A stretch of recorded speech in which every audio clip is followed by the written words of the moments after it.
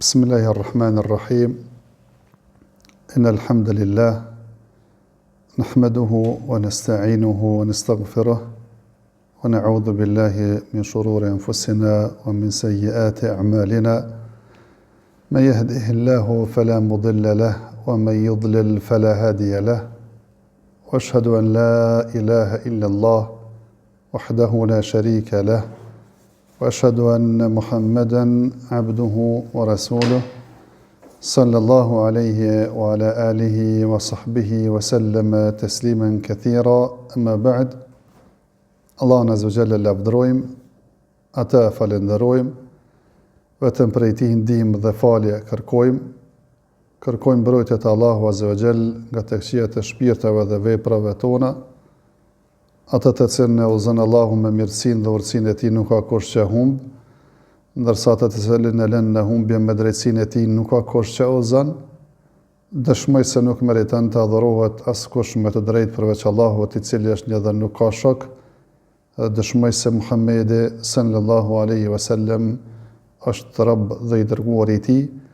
Paqja, mëshira, bekimet e Allahut Azza wa Jall qofshin mbi të, mbi familjen e tij të ndershme, mbi shokët e tij besnik dhe mbi gjithë ata të cilët e përcjellin rrugën e tij deri në ditën e gjykimit. Edhe sonte, pas një pauze të pushimit pas Ramazanit, do të vazhdojmë me ligjëratën e radhës, të shpjegojmë librin të cilin e kemi filluar. Ai është Riparimet, që i trajton 3 pyetjet dhe përgjigjet që duhet me i ditë besimtari, që kanë bëjnë me natën e varrit. Pyetjet që do të pyetet secili person, se kush është Zoti i tij, cila është feja e tij dhe kush është pejgamberi i tij, dhe jemi duke trajtuar këtë pjesën e fundit, domethënë se kush është pejgamberi jon Muhamedi sallallahu alaihi wasallam. Dhe në ligjëratat e kaluara kemi filluar me shpjeguar fillimisht edhe emrin, edhe kur ka lind, edhe vendin e lindjes, prej ardhjen e kështu me radhë. Jemi ndalë në ligjëratën e kaluar me treguar për davetin e tina, thirrjen e tina, e cila në periudhën mekase ishte pothuajse koncentruar tërësisht në thirrjen në fjalën la ilaha illallah, qulu la ilaha illallah tuflihu, thuan e fjalën la ilaha illallah keni me shpëtuar. Ata i thonin ej'al al-alihata ilahan wahida inna hadha la shay'un ujab, apo i bën zotrat ton në Zot, e kjo me të vërtetë është një çështje e çuditshme. Pra thjesht koncentrimi i davetit të pejgamberit sallallahu alaihi wasallam në Mekë ishte që të nxjerr nga shirku në tauhid, nga adhurimi i putave dhe idhujve të kot, të cilëve ju kushtonin lloje të ndryshme të adhurimeve, disa i merrnin për zota, disa i merrnin se afrim te Allahu Azza wa Jall, mirë po të gjithëve ju kushtonin adhurime të caktuara. Thjesht të ndriçon mendjet e tyre, zemrat e tyre, që kjo që janë duke bërë është ai mëkati më i madh që njeriu ja bën Allahut dhe krijuesit të tij, nga se nuk duhet të adhuruar askën tjetër përveç Allahut Azza wa Jall. Kjo ka qenë ajka e davetit pejgamberit sallallahu alaihi wasallam kryesisht në Mekë dhe për atë, domethënë edhe kur ata dietarët e tefsirit kur e komentojnë Kur'anin e dojnë ajetet e Mekës në Medinës, nga se realisht ajetet e Mekës kryesisht bashkë të trajtimet e kanë çështjen e besimit, ndërsa ajetet e Medinës flasin më tepër në lidhje me dispozitat. Edhe pse s'do të thonë që nuk është trajtuar diçka nga dispozitat, nga se realisht do të marrën vazhdim, namazi është për obligim, do të thonë në Mekë, disa thonë edhe zakati është bën në Mekë, por përveç namazit edhe zakatit sipas disa dietarëve, realisht pejgamberi sallallahu alaihi wasallam nuk është që s'ka thirrur në vlera tjera shoqërore që të respektohet i vjetri, prindri, majhen të mbahen lidhet farafisnore, të ndihmohet njeriu që është nevojtar, mos të shtypet i dobti, të kujdesemi për jetim me kështu me radhë. Edhe këto kanë qenë çështje që pejgamberi sallallahu alajhi wasallam ka trajtuar në Mekë dhe Medinë, mirë po kryesisht daveti e pejgamberit sallallahu alajhi wasallam në Mekë ka qenë i koncentruar në atë se duhet të adhuruar vetëm Allahun Azza wa Jall dhe askën tjetër, deri dikon në vitin e 10 të qëndrimit në Mekë. Nga sa realisht pejgamberi sallallahu alaihi wasallam pas pejgamberllëkut, i cili ka ardhur në moshën 40 vjeçare, ka qëndruar në Mekë dikon parafërsisht 13 vite. Mas 13 viteve ka bëu hijret në Medinë. Mirë po në vitin e 10, domethënë sidomos pas vdekjes së axhës së tij dhe pas vdekjes së bashortes së tij, ka ndodhur ai rasti i Isras dhe Mi'rajit, atij udhëtimit nga Mekka për në Jerusalem dhe prej Jerusalemit lart mbi qiell edhe atë mbi qiellin e 7, një ngjarje shumë e madhe, një mrekulli që i ka ndodhur vetëm pejgamberit ton Muhammedit sallallahu alaihi wasallam, i cili realisht ka udhëtuar mbrana natë, jo në ëndër, jo me shpirtin e tij, po me tërqenin e tij, me trup edhe me shpirt, ka udhëtuar mbrana në natë, prej Mekës në Jerusalem. E Mekë e Jerusalem me udhëtu atëherë ka qenë parafërsisht shkurja një muaj, kthimi një muaj. Ai ka udhëtuar mbrana natë, është kthyer mbrana natë, vetëm jo vetëm në Jerusalem, se deri në Quds ka të shkuar, domethënë me borak, një kafsh, domethënë e cila është me vogël se gomari, me madhe se mushka. Mirë po, pas sandej ato është takuar me pejgamberët, ka falë namazin si imam i tyre, e mas andej ka filluar të ngjitet në çdo qiell, të parin, dytin, tretin, edhe pothuajse në çdo qiell ka takuar pejgamber të ndryshëm. Mirë po, këtë lartësi, se ka në për hadithe, është 500.000 vjet, 500 vjet udhëtim, domethënë mes qiellit dhe qiellit tjetër. Faktikisht edhe pejgamberi sallallahu alajhi wasallam ka të kaluar përmbi qiellin e 7. Aty ku s'ka shkuar askush për njerëzimit. Saqë ka në hadith vërtet pejgamberi sallallahu alajhi wasallam thotë i kam dëgjuar edhe atë zërin që e lëshojnë lapsat që të shkruajnë. Kishte fjalën për lapsat e melaçeve që shkruajnë atë që Allah azza wa jalla kishte urdhëruar për të shkruar. Aty e pengon me pa Allahun azza drita, ka se pejgamberi sallallahu alajhi wasallam kur është pyetur se a ka parë Allahun azza wa jall, thot nurun anna ara, dritë ka me pa për asoj drite, faktikisht një pengesë, një perdë mes Allahut dhe pejgamberit sallallahu alaihi wasallam, ishte një dritë e cila pa mundësonte pejgamberit sallallahu alaihi wasallam me pa, domethënë këtë madhështitë Allahut azza në këtë dynja. Aty bëhet obligim namazi një herë pas 10, e mas andej zbret në 5 pas diskutimeve që i kishte me Musa alayhi salatu wassalam, i cili kishte përvojë me njerëzime dhe i tregoi se realisht është numër i madh dhe njerëzit nuk munden me bart këtë obligim të falen 50 herë në ditë, edhe kthehet te Allahu azza derisa zbret në 5. Allahu azza thotë se fjala ime nuk ndrohet, ato janë 5 për juve, mirë po janë 50 në peshore dhe sipas shpërblimit se 11 ashtu siç domethënë shpërblehen veprat e mira. Një çështje që duhet me diskutuar se realisht unë e ceka që ka ndodhur kjo vitin e 10, edhe pse realisht ka mendime të ndryshme se ka ndodhur domethënë 5 vjet para hijretit, apo 3 vjet para hijretit, apo 1 vjet para hijretit, apo 1 vjet e 4 muaj para hijretit, apo gjys vjet para hijretit, mendime të ndryshme që i kanë dhënë dietarët se a ka qenë viti 10 pas vdekjes së Abu Talibit, axhës pejgamberit sallallahu alajhi wasallam dhe bashortes pejgamberit sallallahu Khatijës, që ata kanë vdekur në vitin e hidhrimit që quhet Amul Huzn, domethënë në vitin e mërzisë, jo në hidhrimit, në vitin e mërzisë, a ka ndodhur këtë vit apo ka ndodhur më herët apo më vonë, ka mendime të ndryshme të dietarëve, mirë po ajo që është e saktë është kjo që pejgamberi sallallahu alajhi wasallam i ka ndodhur kjo Israja dhe Miraxhi, edhe të dyjat janë përmendura edhe në Kur'an, domethënë në surën Al-Isra është e përmendur, domethënë në çështja e Isras, ndërsa në surën An-Najm është përmendur çështja e Miraxhit. Një çështje që duhet me cek është se ata të cilët thojnë se pejgamberi sallallahu alajhi wasallam këtë udhëtim e ka kaluar vetëm në gjumë, në ëndër, kjo është fjalë atyre të cilët janë bidatxhi dhe të cilët janë pasues të epshave fraksioneve të ndryshme. ndërsa ata të thonë që faktikisht pejgamberi s.a.s. ka udhëtuar vetëm me shpirtin e tij. Është fjalë që e kanë thënë edhe disa dietar të ehlusunnetit, mirë po është gabim. E shumica dhe mendimi më i saktë është se pejgamberi sallallahu alaihi wasallam këtë udhëtim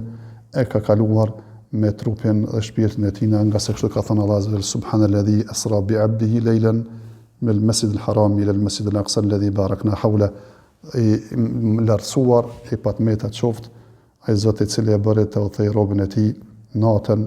prej haremit Mekës në Mesjidul Aqsa. Robit në gjuhën arabe i thuhet jo ai i cili veç ka shpirt apo ai vetë se ka trup, mirë po rob abd në gjuhën arabe i thuhet një njeriu i cili është i gjallë dhe është me shpirt dhe me trup, që faktikisht kjo është argumenteve që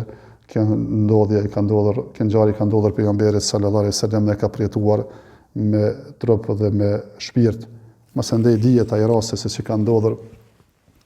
kur ka ardhur pejgamberi sallallahu alaihi wasallam, i kanë formuar mushrikët e Mekës se kanë mothuar dhe këtë udhëtim e kanë bërë gjatë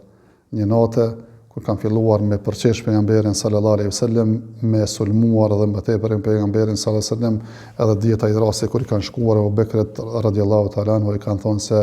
ky shoku jot po pretendon se ka udhëtuar mbrana natë prej Mekës në Jerusalem në Mesjidul Aqsa, domethënë dhe është kthyer në një muaj na domethënë merr vetëm me shkuar. E pejgamberi Abu Bekri ka thonë se pas ka thonë pejgamberi sallallahu alaihi wasallam, thjesht vetëm të vërtetome e ka thonë. Thotë e ka thonë, atëherë unë i besoj, nga se unë i besoj diçka dhe më të madhe se kjo, i besoj se atina i vjen pandërprej shpallja prej Allahut azza wa jall. Ai që është më rëndësishme se në këtë ngjarje i ka ndodhur pejgamberit sallallahu alaihi wasallam, domethënë që është bërë obligim namazi, edhe namazi me 5 kohët e tij kanë qenë obligim vetëm ka 2 rekate sabah, 2 rekate drek, 2 rekate kindi, 3 rekate aksham edhe 2 yatsi. Masandej kur është përmbull pejgamberi sallallahu alaihi wasallam, domethënë janë plotësuar domethënë namazet që janë ka 2 rekate, përveç domethënë namazet sabahut për shkak të leximit të gjatë të Kuranit kanë mbetur ashtu, ndërsa namazet tjera janë plotësuar, janë bërë 4, përveç kur je udhëtara për të kthehen në bazë, që ashtu që janë bërë obligim, përveç akşamit që nuk ka ndryshuar, 3 rekate ka qenë domethënë në fillim, 3 rekate kanë mbetur, nga se realisht thonë është namazi vitër i ditës. Namazi vitri është ai i cili falet mbas yatsie, ndërsa namazi vitër i ditës thonë është namazi i akşamit. Ajo që duhet me ditë është se pejgamberi sallallahu alaihi wasallam qysh prej asaj kohe ka filluar më fal në drejtim të Mesjidul Aqsas, edhe pse e kishte tradit me e vendos çabën përpara, e mu kthye domethënë nga çabja të mundsh më fal në gjitha ënd, mirë po u kthente ka Jerusalemi, ka Mesjidul Aqsaja, edhe faktikisht mes e lente çabën, edhe kështu ka u fal aq sa ka qëndruar në Mekë. A ka qëndruar 3 vjeta, 5 vjeta, 1 vjet e 4 muja, 6 vjeta, 1 vjet që ato dallimet që i ceka, është shumë e vërtetë se kështu është fal. Edhe kur ka kaluar në Medinë një 16 muaj, parafarsisht ka qëndruar dhe është falur akoma në drejtim të Mesjidul Aqsas, derisa është deroguar dhe u bën nesh, domethënë që mas kësaj kohe mos falen më ka Mesjidul Aqsaja, po të falen domethënë ka domethënë xhamia e Çabës, domethënë dhe Çabja që është në Mekë. Ajo që është më rëndësishme edhe këtë me ditër se çështja e namazit, thash e ka të vlerën e vet, e për vlerës së vet është se ky namaz është bërë obligim në atë gjendje kur pejgamberi sallallahu alaihi wasallam ka qenë në pozitën më të lartë që ka mundësi me rrit njeriu në këtë botë. Thash përmbi 7 qej. Kjo tregon se sa e lartë dhe sa madhështor është namazi. Pra thojnë dietarët, thojnë kush don më ngrit, ashtu siç ngrit pejgamberi sallallahu alaihi wasallam, jo në gjitha asnjë, po ngriti me pas duhet domethënë me afal, nga se me namaz besimtari ngritet te Allahu azza wa jall. Ajo çështje tjetër që është vlerën më tepër namazit është se të gjitha pothuajse obligimet janë bërë përmes Xhibrilit, përveç namazit i cili Allahu azza wa jall ka bërë obligim në mënyrë direkte, pa ndërmjetësim, kur i ka folur domethënë edhe pejgamberit sallallahu alaihi wasallam, ashtu siç ka folur Musës për këto dy arsye, e jashtojnë edhe më tepër vlerën e namazit, si janë bërë obligim vendin më të lartë që ka mundësi me arrit njeriu këtë dunjë, edhe e dyta janë bërë obligim pa ndërmjetësim, domethënë mirë po me shpallje drejkat, ashtu siç i ka folur domethënë pejgamberit ton, i ka folur edhe Musës më herët, edhe pse ka edhe vlera të tjera domethënë të çështjes së namazit, që nuk është ndoshta koha me fol me to, për to, vetëm që duhet me ditë se namazi është tyll e fesë dhe pa namaz nuk ka fe. Kështu ka vazhduar pejgamberi sallallahu alaihi wasallam pas së ngjarje, tash 3 vjet apo sipas mendimeve të ndryshme, derisa faktikisht pejgamberi sallallahu alaihi wasallam në farforme e sheh që nuk ka sukses qëndrimi i tij në Mekë, ka provuar forma të ndryshme, davet të ndryshëm, ka provuar të shkojë, ka çuar disa sahabi të shkojnë në Etiopi, ka provuar më herët të shkojë në Taif, ka dështuar, thjesht kur e ka pa që realisht në Mekë si duket nuk do të ketë sukses, atëherë ja ka prezantuar veten edhe davetin e tina njerëzve të ndryshëm dhe fisëve të ndryshme që vinin në kohën e haxhit, që t'ja prezantante se është i dërguar i Allahut Azza wa Jalla, se Allah e ka dërguar me këtë mision që të nxjerrë njerëzit për errësirës në dritë, për adhurimeve të kota në drejtën e tauhidit dhe kështu me radhë, edhe pothuajse disa dëgjonin, ai që e pranon këtë thirrje ishin disa banorë të Jethribit të Medinës, të cilët domethënë besuan në herën e parë, edhe ja dhan besën, e cilët në vitin e parë ishin më pak, vitin e dytë ishin përmi 80, domethënë që i dhan besën se do të strehojmë edhe të ofrojmë mbrojtje ty nëse shpërngulesh të ne në Medinë, ashtu siç e mbrojmë domethënë veten tonë, edhe siç e mbrojmë familjet dhe fëmijët tonë, dhe në vitin e 13 faktikisht mbas pejgamberllëkut pejgamberi sallallahu alaihi wasallam shpërngulet prej Mekës dhe ka lënë në Medinë. Mirë po, do të flasim në lidhje me hijretin disa fjalë, nga se autori është ndalë në këtë çështje, ka treguar se çka është hijreti, ka treguar se çfarë dispozite ka hijreti, edhe ka treguar se cilat janë argumentet për atë çka thot në lidhje me hijretin. E hijret, ky e ka cekur, domethënë vetëm një lloj të hijretit, ajo është që njeriu me u transferu prej një vendi të kufrit në vend ku ka islam dhe ku ka musliman. Edhe këtë e ka përmend, edhe pse realisht dietarët kur flasin për hijretin, thonë se hijreti është në vija trasha 2 llojesh. Hijreti me zemër edhe hijreti me trup. Hijreti me zemër është që njeriu më u largu mëkateve, me kom praktikues o njeri i devotshëm, nga se kështu na ka thënë pejgamberi sallallahu alajhi wasallam, wal muhajiru man hajara man Allahu anhu, dhe muhaxhiri vërtet është ai i cili shpërngulet prej asaj që Allahu Azza wa Jalla e ka ndaluar. Ndërsa pjesa e dytë apo lloji i dytë i hijretit është që njeriu bën hijret me trup, pra thjesht të ndron vendin e banimit të tij, në rastin konkret prej vendit të kufrit në vendin e imanit. E për këtë ka cekur dy ajete kuranore, ka cekur hadith pejgamberit sallallahu alajhi wasallam, për ajete kuranore ka thonë: innal ladhina tawaffahumul malaikatu dhalimi anfusihim qalu fima kuntum qalu kunna mustad'afina fil ard qalu alam takun ardullahi wasi'atan fatuhajiru fiha faulaika ma'wahum jahannam wa sa'at masira illa almustad'afina min ar-rijali wan-nisa'i wal-wildani la yastati'una hilatan wa la yahtaduna sabila ulaika asa Allahu an ya'fu anhum wa kana Allahu ghafurur rahima. Më të vërtet ata të cilët ja marrin me laçet shpirtin, ata të cilët janë zullumçar të vetes së tyre, kanë më thonë me laçet atyre ku ishit,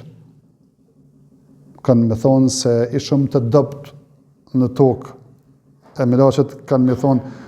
po a nuk ishte toka i mjaftueshëm e gjerë që të shpërngulni prej atij vendi ku ishit duke jetuar.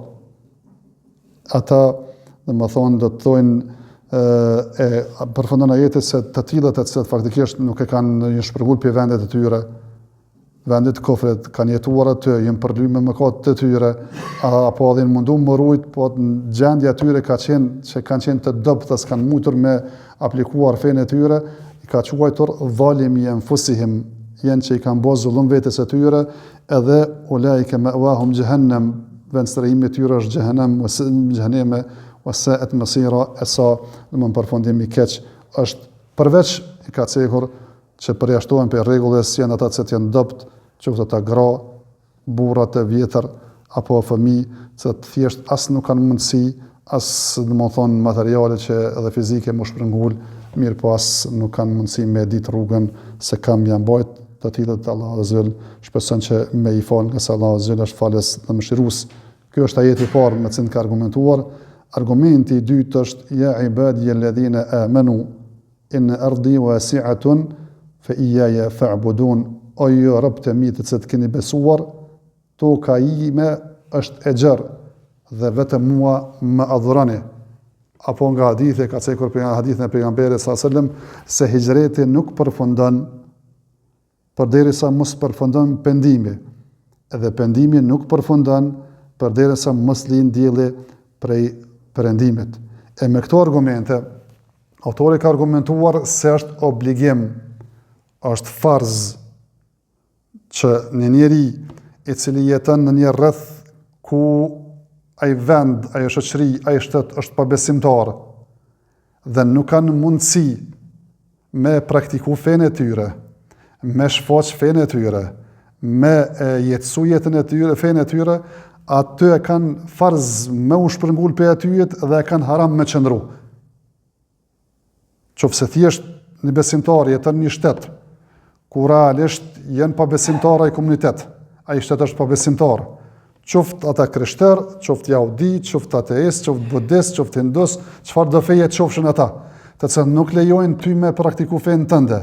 me pas xhamia tua, me pas më falësh lirë shumë namaz, që bashkëshortja jote apo motra jote, nona jote me ecë, domethënë me xhab, thjesht me praktiku fenë tënde, atëherë e ki farz mu largu prej atij vendi, edhe e ki haram me qëndrua, domethënë në atë vend, për shkak se Allahu azza pi çon zullumçar të vetes së tyre. Allahu azza nuk i çon njeriu zullumçar vetëm se ato bëni mëkat të madh, edhe dyta pi kërcënon të tillët se përfundim e kanë xhehenamin, e sa përfundim i keq edhe është për ta, edhe sa vend sërhem i keq është për ta, domethënë xhehenami. Mirë po, përjashtohen dy lloje. Për kësaj që po them, përjashtohen ata që nuk kanë mundësi, që vetë ajeti ka përjashtuar, në rastin konkret i ka përjashtuar, domethënë burrat që janë dopt, janë smut, ndoshta janë mosh, gratë që janë të dopta, fëmijët që janë të dopt, që as nuk kanë mundësi materiale dhe fizike më shpërngul, mirë po edhe nëse doin më shpërngul edhe kanë mundësi materiale fizike, nuk e dinë rrugën, domethënë se ka me shku nga se realisht atër ku ka jetuar Mekë, Medinë, njerëz mos me ditë rrugën, edhe me hub rrugën faktikisht e ke gjyku veten me vdekje nga thatësia dhe temperaturat e larta, domethënë që kanë mundësi me ekzistu. Mirë po në kohën tonë bashkëkohore, faktikisht nëse një njeri faktikisht don mos me jetu në vend qafirave se realisht nuk mundet me praktiku fenë e tina. Mirë po nuk ka mundësi me këto mundësit bashkëkohore, se s'ka leje qëndrim me shku një vend musliman, nuk ka domethënë ato vizat e kështu me radhë që ka mundësi me ndodh e me bë problem, edhe kë domethënë shpresojnë që me kon i domethënë në këtë llojin e kategorisë, domethënë që janë të arsyetuar te Allahu azza wa jall. Lloji i dytë që arsetohen janë ata që realisht janë ata persona të cilët faktikisht janë në mesin e pabesimtarëve, mirë po kanë mundësi me praktiku fenë e tyre, me pas xhamiet e tyre, thjesht më falë shlirshëm, me demonstru fenë e tina, me shami, me falë në bajrameve, gjumave, kështu më radhë, pa kufar probleme. Në rastin e tyre, nuk është farz më shpërngul, nuk është mëkat më qëndru, mirë po është sunet dhe preferuar që të tillët domethënë me u largu prej atij vendit, nga se si në rastin e parë, si në rastin e dytë, urtësia shumë e qartë, sepse mos me jetua besimtare në mesin e pabesimtarëve është shumë e qartë, nga se këtë jem të ditë edhe ne, si komunitet shqiptar, qoftë ata Kosovës, Maqedonisë, me Shqipërisë, e kemi provuar që them për lëkurës shpërnguljen edhe emigrimin edhe shpërndarjen në krejt botën, edhe dim se çfarë kosto të lartë jemi të paguë në familjet tona, pasardhësit e tyre, faktikisht që qofse ka shpëtuar ai, Allah alem ai shpëton fëmiu, e qofse i shpëton fëmiu në 20 dinë, domethënë ai shpëton, domethënë një prej tij. E këtë nuk po e flasim thjesht me hamendësime dhe me gjëra teorike, mirë po është një çështje praktike që edhe kemi lexuar, edhe kemi parë, edhe po e shohim për çdo ditë se çka po ndodh, e mos bëhem si ata që domethënë e han ujko gjysmën e trupit të tij e thot inshallah jam në hondër nga se jem duke jetuar këtë realitet. Kjo po flas edhe hijreti që po flasun është hijreti që i thojmë hijreti i madh, ndërsa është një hijret tjetër apo disa lloje të hijretit që janë nër këtë hijretin e madh, ajo është në forma të ndryshme, që është më i vogël se kjo, ku hijreti i parë është thonë dietarët hijreti prej vendit të mëkatit dhe bidatit në një vend të sunetit dhe devotshmërisë. Shtet musliman kë, shtet musliman kë. Po në një vend, domethënë, faktikisht mëkatet bëhen ashqare, pa kurfar probleme, thjesht ajo bidati, llojet e ndryshme të bidateve, domethënë thjesht janë që i thojmë ne vizitare atij komunitetit, e nëse e din që ka një vend tjetër që janë më konservativ, që i thojmë tash, që më praktikues, që faktikisht mëkatet aty mund më bë, po më bë fshet, e thjesht ajo vija zyrtare është suneti, është domethënë besimi i pastërt në atë që ka thirrur pejgamberi sallallahu alajhi wasallam ashabët e tij, realisht edhe pe këtij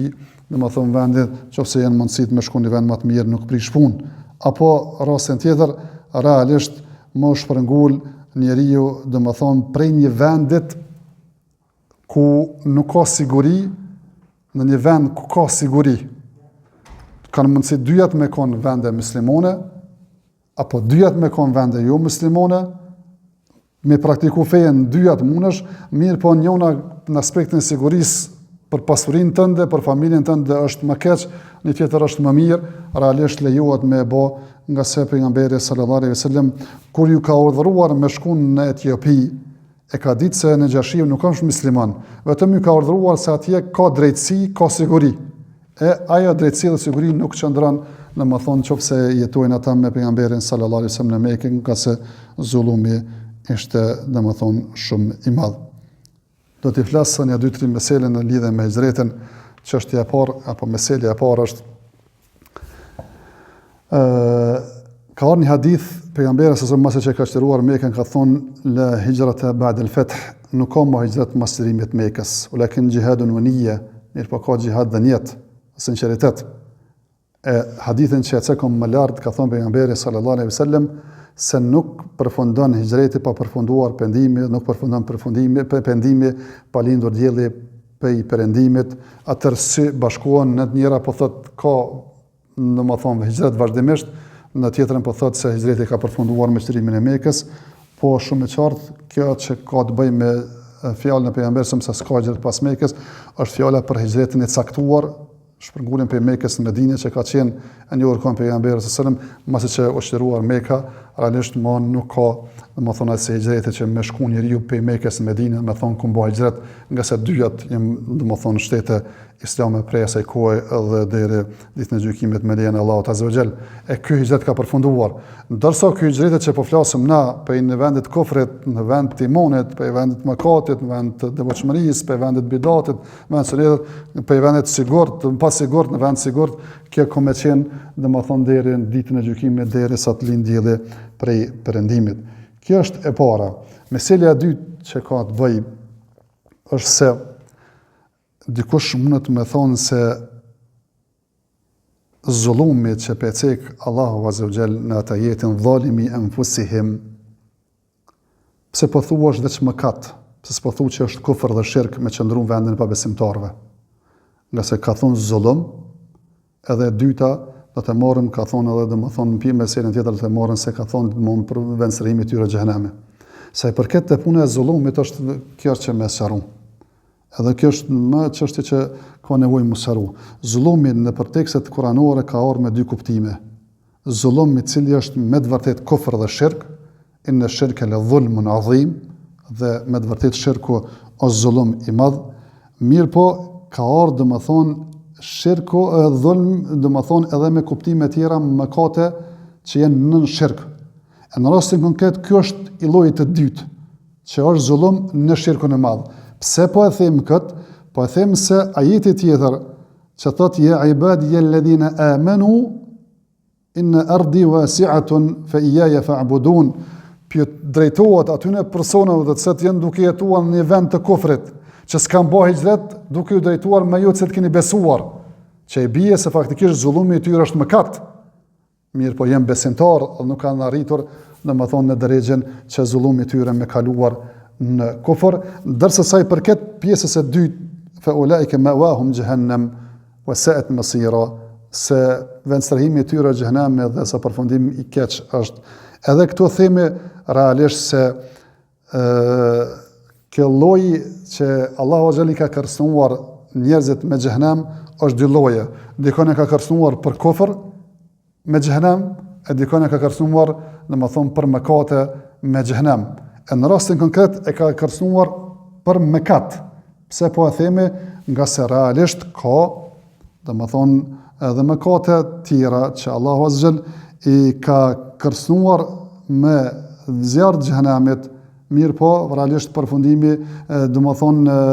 nuk është për qëllim, domethënë kufri apo ndalja nga feja, mirë po është mëkati nër kufrin, si në rastin konkret pejgamberi sa ka folë për atë grunë që ka me hi në xhehenam për shkak se një macës as nuk e ka ushqyer vet, as nuk e ka lënë vet më ushqy. Ka thonë ku me hi në xhehenam, ama kërkosh nuk thotë që realisht ky mëkat i sajna runazet e nxjerr prej feje. E në rastin konkret për mëkatarët kanë ardhur plot hadithe që tregojnë se ka një lloje të besimtarëve të cilët kanë me hi në xhehenam e pas një kohe, domethënë për shkak të tauhidit të tyre, për shkak të imanit të tyre, domethënë do të nxjerren prej xhehenamit edhe do të përfundojnë në xhenet. E për këtë ka domethënë hadithe mutawatira, hadithe që të ngratën më të lartë të saktësisë, mirë për aksona kemi edhe ajetin kuranor inna Allaha la yaghfiru an yushraka bihi wa yaghfiru ma duna dhalika liman yasha. Allahu azhjal nuk e fal me i bashk atina, ortak atina, mirë po mëkatet nërta ja fal kujna të don. Kjo është me sëru dy të vërteta. Vërteta e parë është se është mirë me i kuptu qartë ajetet kuranore apo hadithet e pejgamberit sallallahu alajhi wasallam dhe mos me i qitë në kokën tënde se në kundërthënëse, edhe faktikisht tanë që me thonë që kjo është, domethënë, po thotë Allahu, kështu pejgamberi sallallahu alajhi wasallam, e që nuk është ajo që po thua ti nga sa është keq kuptim dhe bot kuptim jote, e realiteti është këtë që them na. Edhe e dyta edhe nëse thojmë domethënë se një njeri është mëkatar, mëkatet tina nuk është kufër dhe ai komo danu për një kohë caktuar, prapë se thojmë kjo është tahtel meshije, është në dëshirën e Allahut azhjal, po ka mundësi e ka kërcënuar me xhehenam për mëkat caktuar, mirë po prap çështja është nën vullnetin dhe dëshirën e Allahut azhjal, nëse don e dënon, nëse don edhe e fal. E këtë kjo nuk është pra po them, domethënë me zvoglu çështjen e mëkatit të runa Zot, me thon hajt se çndrimi në mesin e pabesimtarëve në vend kufrit është mëkat, mirë po s'të ka kufër dhe mëkati është i vogël. Realisht nuk është çështja ashtu se Allahu azhjal po thotë janë zullumçar, Allahu azhjal pi kërcënon me xhehenam, runa Zot një moment domethënë me hin xhehenam, domethënë mjafton njeriu me kuptu se çfarë dënimi i rënd është ajo punë, nuk jem duke thjesht su punën apo leht su punën, me thonë se hajtë se hyra në xhehenam është kallaj, masi do ka përkohësisht se thash pak do kish mjaftuar nga se është dënim pe i të madhit të Allah azza xhel, e dënimi i të madhit është edhe i madh, mirë po dojna me sëru gjërat që thjesht mos me nxjerr, domethënë prej kuptimeve që ka dashur Allahu dhe pejgamberi sallallahu alaihi wasallam, edhe thjesht as mos me quajtur kufër mëkatin, mirë po as mëkatin me lehtësue, me thonë se hajtë s'të ka kur që punë asajna, mirë po me gjetat mesin e ehlus sunetit në këtë çështje, po edhe në çështje tjera, që thjesht të jetojmë me sunet dhe të mundohemi me qëllu sunetit. Wa akhiru da'wana alhamdulillahi rabbil alamin, wa sallallahu wa sallam ala nabiyyina Muhammad.